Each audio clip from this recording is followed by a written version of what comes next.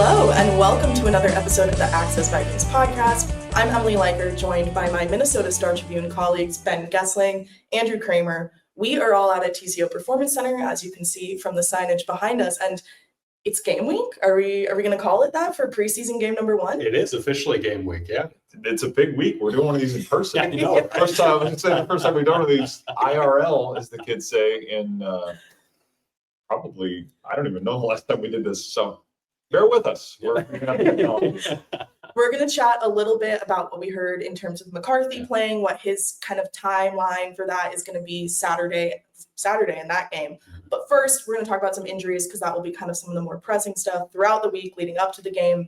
Maybe some of this will change before then. But Andrew, you kind of asked the follow-up after Kevin O'Connell said in his opening presser a couple of guys were going to be missing. What did he say about who those guys are and what they're dealing with? Yeah, everybody knows Justin Jefferson has been out for some time, but a new one in TJ Hawkinson popped up on Saturday, the last practice we got to watch, and it seemed like it was a lower body injury, and Kevin O'Connell said it's a hip, a leg, a back. I can't even pronounce it. I don't know. So it's not something he wanted to talk too much about, but then it's another serious, or I shouldn't say serious injury. That's not what he said. It's another injury to a main key player on this offense. Yeah, it's another significant piece of this offense. I mean, you basically now have wide receiver one, certainly is Justin Jefferson. We can make the argument about who wide receiver two is. I would say that when TJ Hawkinson has been healthy, he's been wide receiver two, at least in the heyday that he's had in Minnesota, more so than Jordan Addison. We will see how that plays out. I think Jordan Addison and JJ McCarthy have had a good rapport going. They've had some good connections. Some of that may be because Jordan Addison has been there, but you may also not have Jordan Addison for the first 3 weeks of the season. So having wide receivers healthy, having wide receiving options, wide receivers or tight ends, as it were, ready to go is one of those things that they'd like to have on September 8th. Well, we should also mention, because you brought up the injuries, Emily, they're going to be without Ryan Kelly tonight on this Monday night practice. Fans, this will have already happened by then, but Ryan Kelly's dealing with an elbow injury. What was the other one? Oh, Josh Mattel is still dealing with a foot injury, and then other guys were getting some rest days. But the two big ones, Jefferson, Hawkinson, those are guys that we're probably not going to see out there for a little bit. Yeah, the Ryan Kelly one's interesting because I don't remember what day it was, but there was a day last week early, or maybe even the first weekend between acclimation and the padded practices where Ryan Kelly was not, we saw him out of practice and we were all like, oh, what's going on here? Then he was back the next day. So we kind of all were just like, oh, veteran rest day. Harrison Smith gets them all the time. Jonathan Allen's getting them now. Javon Hargrave, we heard about those guys. So to hear that there's an elbow issue going on there sounded more like just like he pulled it weird, he twisted it weird, and they're just kind of taking it with precaution, but explained a lot more why we saw a lot of Michael Juergens in practice this week. And then further down, Joe Huber, one of the undrafted free agents they brought in. Yeah, and also, we're probably not going to see the two guys anyway, Jefferson and Hawkinson, come Saturday in the preseason, but we will end up seeing the star quarterback, right? We will, for the first time since he played in the first preseason game last year and looked great, and then we find out 2 days later that he had the knee issue that ends up being the torn meniscus. He is going to play, it sounds like. I mean, that's kind of what we've expected the whole time. Kevin O'Connell said Monday that J.J. McCarthy is going to play. How much he will play, we may find that out later this week, or we may not find it out definitively until Saturday, but he is going to play in that game. And Kevin O'Connell sounded like he wanted to get J.J. McCarthy a decent amount of work in the preseason. In fact, I mean, this goes back as far enough to say when there were discussions of the Vikings being in the Hall of Fame game this year, which there were discussions about it because Jared Allen went to the Hall of Fame. The Vikings did not get that assignment this year. I would keep an eye on that in 2 years when Adrian Peterson goes in. But one of the thought processes of that would have been if they played in that game, it's another chance for J.J. McCarthy to play. So I do think Kevin O'Connell wants to get J.J. McCarthy work in a game or in game-like settings. He's not probably going to play against the Patriots after those joint practices, but he will get some work. The fans will get a chance to see him on Saturday, and then they'll have some things to go off of. Now, the question about what his offensive line will look like in front of him is what I wanted to know, and O'Connell said it's going to be a lot of individual decisions in terms of who plays in front of him. But I would think that you probably want to have a decent group playing in front of him. My sense is that a lot of the starters are going to play.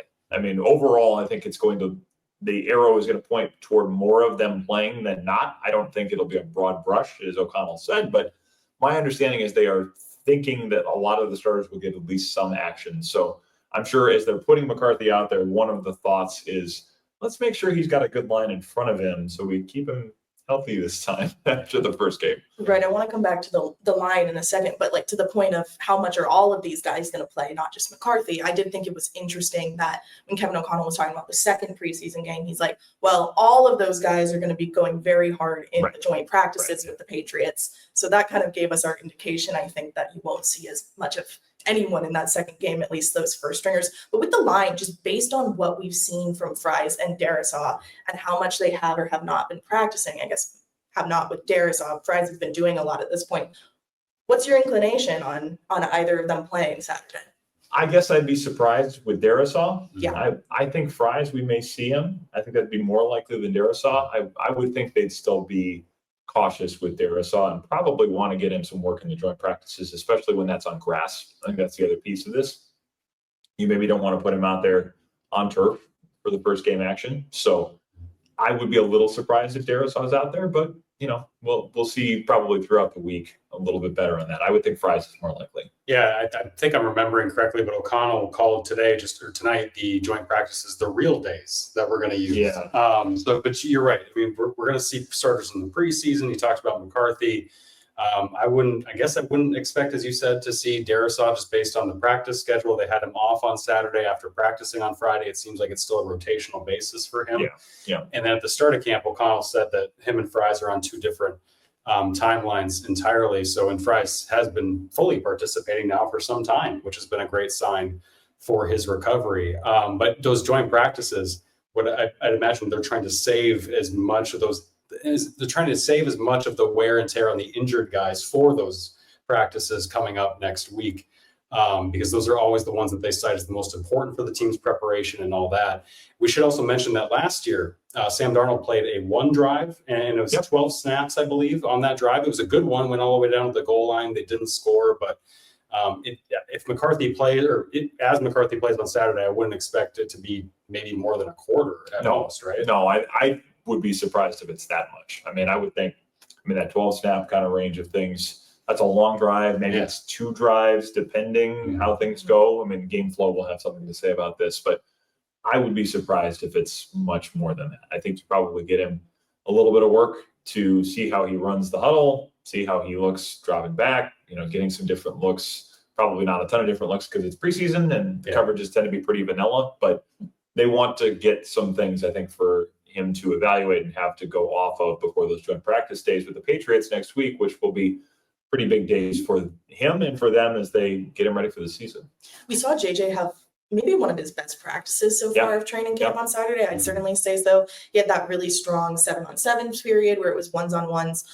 What do we think is like the success meter for him on Saturday? Like, what do we think they're looking for out of him in those maybe only 12 reps, one drive to really be like, okay, this is our guy 3 weeks or not?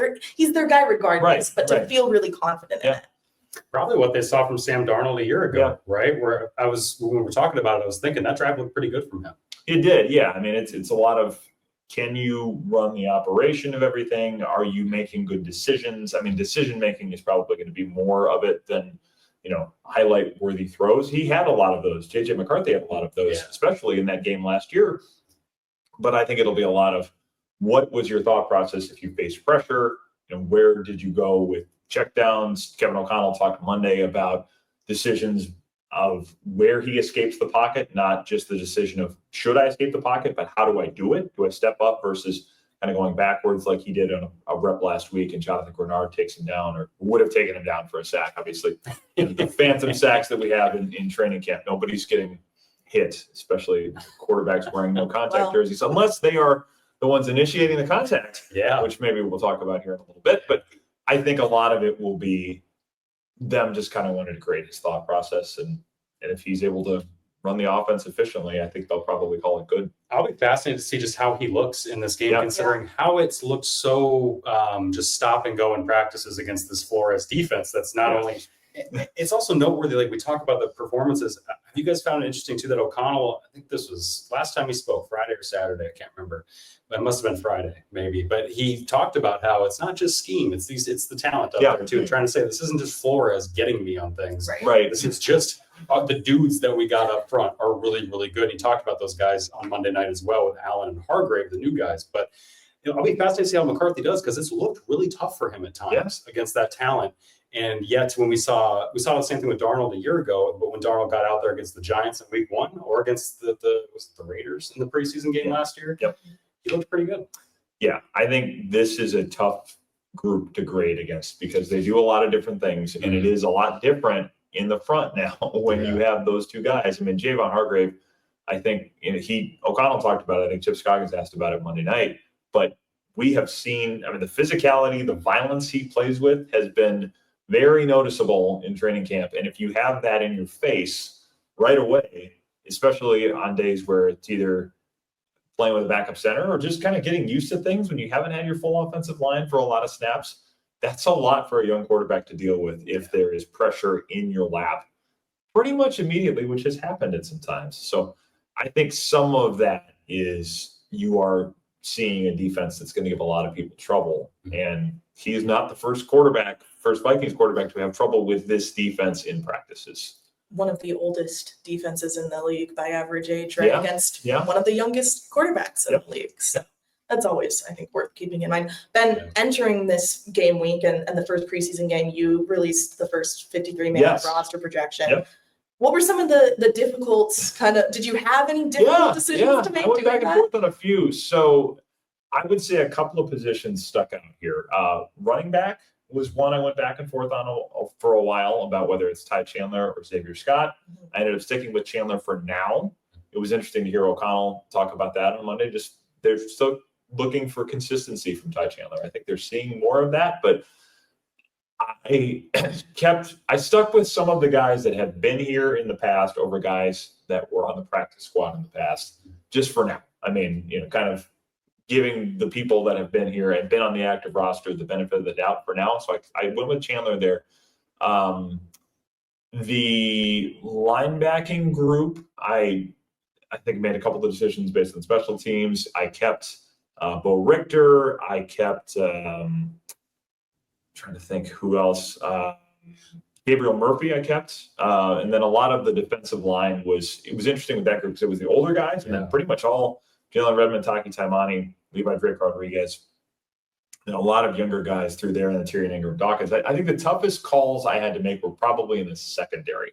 Was a lot of this battle between Dwight McGlothern and Khalef Halassi. I ended up keeping Halassi because I've just heard a lot of things about him in training camp. He's been playing safety next to Theo Jackson at times. It seems like coaches are pretty excited about him. He was with the Browns previously, had been with the Chiefs for a stint as well. So I ended up keeping him in my defensive backfield. I think that meant, I ended up keeping Dwight McGlothern. I was debating that one.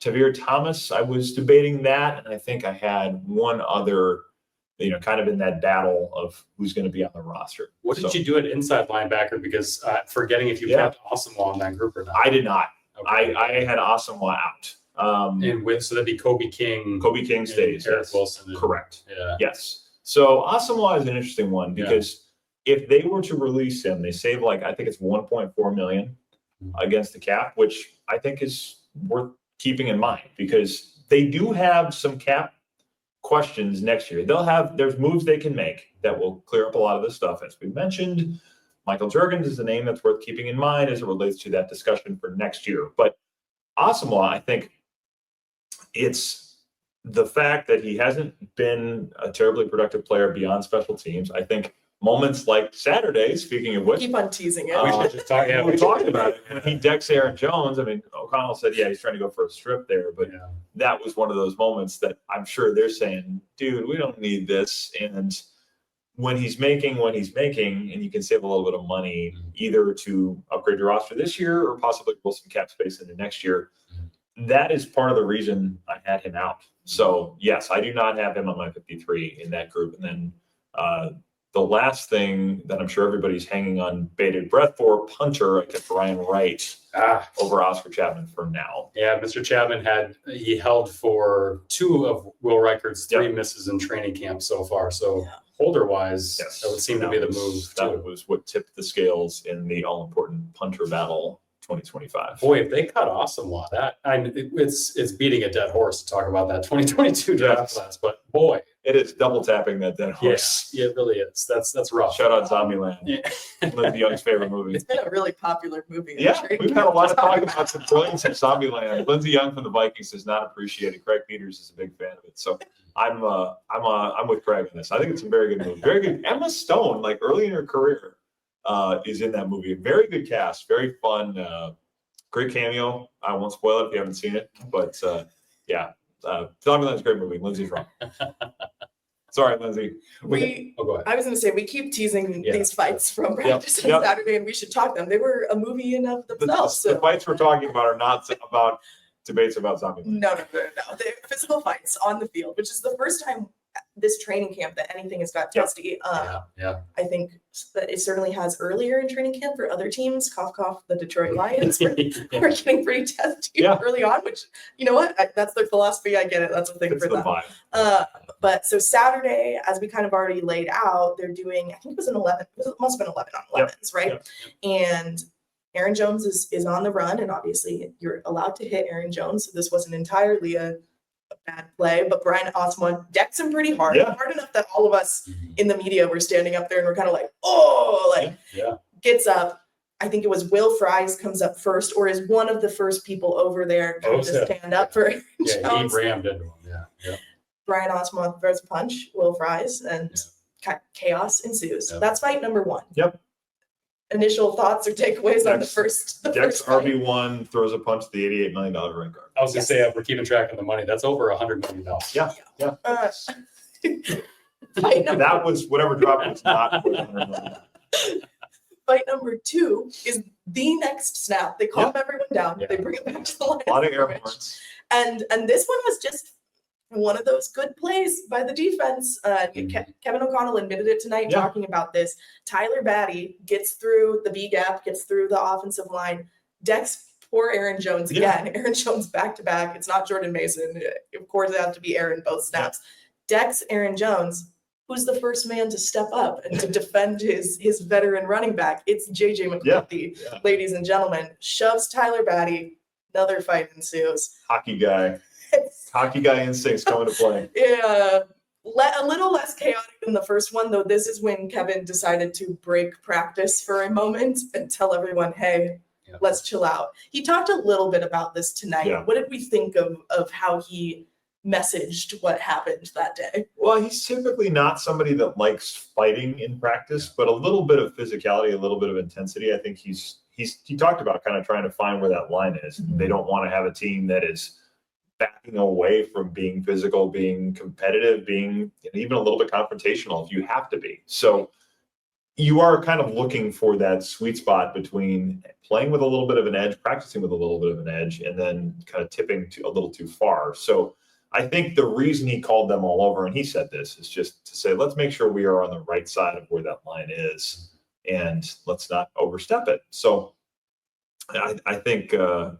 fact that the starting quarterback, the player they very, very much need to not get injured. Just give him a little shove. Yeah, with a little shove. But if the quarterback is throwing hands, which didn't get to that point. But if we had gotten there, then that becomes hey, we really need to stop this. I believe O'Connell said it would have been a real fight if someone had pushed JJ, push the quarterback back. O'Connell might have gotten in there and thrown a couple himself. Who knows? O'Connell said because this was such an important practice for us. Wasn't it a long practice? Yeah, it was longer. Long padded practice, back-to-back padded practices on Friday and Saturday. So it's so important that I needed to rally everybody together and just tell them, hey, we can't do this. And then, he said, I showed clips in practice of examples of guys being physical, but not turning into fights. And he mentioned the young tight end, Ben Eurosek, in a battle he had with Dallas Turner on a specific run play. So he's trying to get that, as you said, toe that line of having the physicality without going too far overboard, which is just hard to do when you're running into each other for 2 straight weeks. We have not heard people say it yet, but this typically is the point. You can almost mark it on your calendar every year where you're going to hear somebody say, it's going to be about time to hit somebody else. Well, and indeed it is. I think that coming on Saturday, right after this week where the offense was just kind of picked on all week by the defense. Yes, and I believe it was Friday when Kevin said, and he was talking about celebrations and the defense kind of getting excitable when they've been making some of these plays. But he was like, look, the offense has to put a stop to it if they don't like it. And I think that's kind of where some of that came from in the responding, and from Fries getting out there to defend Aaron Jones, JJ getting out there to defend Aaron Jones. So it was kind of like, I think there's a lot of pressure building up all week last week. And that was the moment where I need to come over. And then we'll see if they kind of find that line for the rest of camp. Well, one of the elder statesmen on the offense, I was just going to say, his 4-word review. Quite happy with this. 4-word review was that was bleeping sick. Yeah. Family friendly podcast. You seem to like it. That was Brian O'Neill. Oh, sorry. That's Brian. 4 words and 4 letters. I think 4 letters twice, if I remember right. Yeah. Because you asked him if he liked it, and he said, "Yeah, Yeah. yes." That was bleeping sick. That So was the exact quote. I think you're right. I think Family-friendly translation, the exact quote. they wanted to punch back a little bit, and they did. Because there's been talking from guys who deserve to talk on that defense, and then there's been celebrating from guys who you're like, you just need to make a team, buddy. Yeah. On that defense, who are still celebrating. So there's been a lot of talk. There's a little bit of read the room going on there, but some are.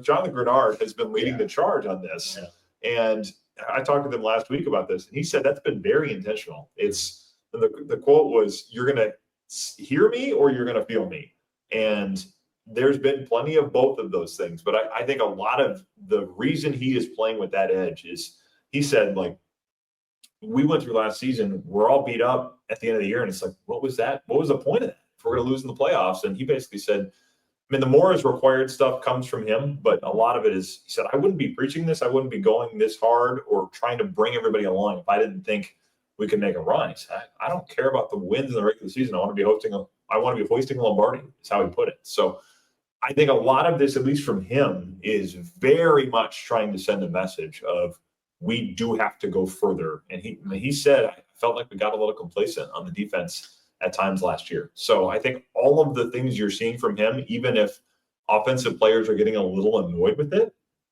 Grenard is trying to be sort of that hot poker in the hindquarters of saying, hey, we need to keep going. So all of this seems like it's got a pretty clear intent from him.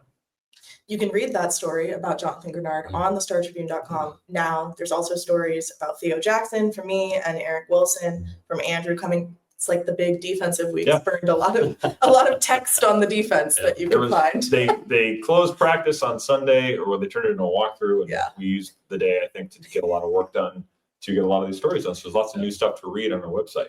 We're recording this before the night practice, so we'll talk about whatever happens in night practice later this week on the podcast. Anything else from Saturday or from last week in general that we need to throw out there, touch on, or looking ahead to the preseason games? We did a little bit of that. Oh boy. No, not that I can think of. I do wonder how many, we didn't talk about the defense. I wonder how many defensive starters will be playing, because that is such a veteran laden group, as you talked about, Emily. How many of those guys need to play? I don't know how many of them need to, and they're not going to show anything. Yeah. So I think in a lot of ways, you probably take a few of those guys out, or they go out there for a few snaps. I don't think we'll see number 22 out there. Probably not 93 either. No. 98, probably not. I would not expect any of those guys to play. Yeah. So I think in a lot of ways, you'll see some guys that are trying to make the team, and some guys that they probably want to get some work for. But there are certain players that you don't really need to go out there and see what they can do. Dwight McLevin will have a chance to celebrate in the preseason as well.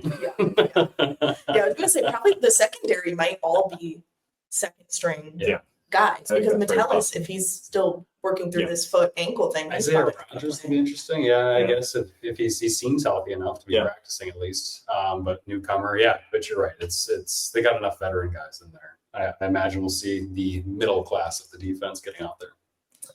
Well, we will talk again later this week about what we see in practice, getting closer to that first preseason game, but stay tuned online at thestartribune.com for all of our written work, and then on the Star Tribune's YouTube for Access Vikings podcast and videos, and on the Strip Sports Instagram. We're doing so much content for you guys this training camp. It's kind of crazy, but wherever you want to find us. Wherever you want to find us, we hope you're enjoying it, and we will talk to you again soon.